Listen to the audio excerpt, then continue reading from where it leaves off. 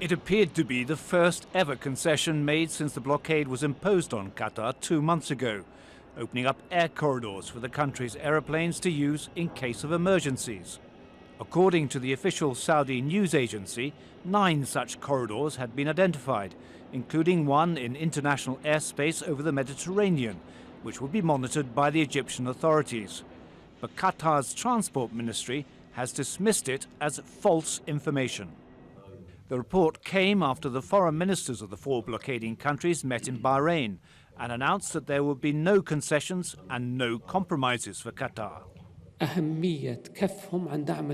They speak of every issue except how to put an end to the support and the financial support of terrorism, and of spreading malice and hatred and intervening in our domestic affairs.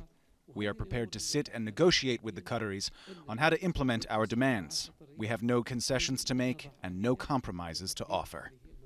We are ready for dialogue with Qatar, they said, but only on the mechanisms needed to implement, totally and completely, the 13 demands originally made at the start of the blockade, and 6 so-called principles later added to that list. What came out from this meeting was a number of contradictions, following on from the contradictions we've already heard from the blockading states' officials. First, this statement says that Qatar must accept the 13 demands and the 6 Cairo principles.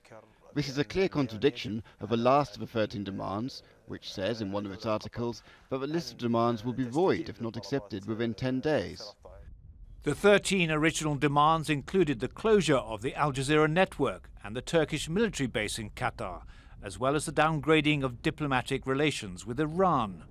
Mediation by Kuwait still faces considerable obstacles, but pressure from the United States does appear to be having some effect. Ground briefing by an official in Rex Tillerson's State Department after the press conference made it clear the United States would like to see the 4 countries begin to take some positive action. The reopening of Qatar's land border would be an important good faith gesture, he was quoted as saying.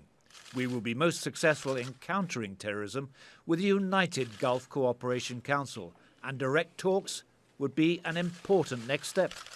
David Chater, Al Jazeera, Doha.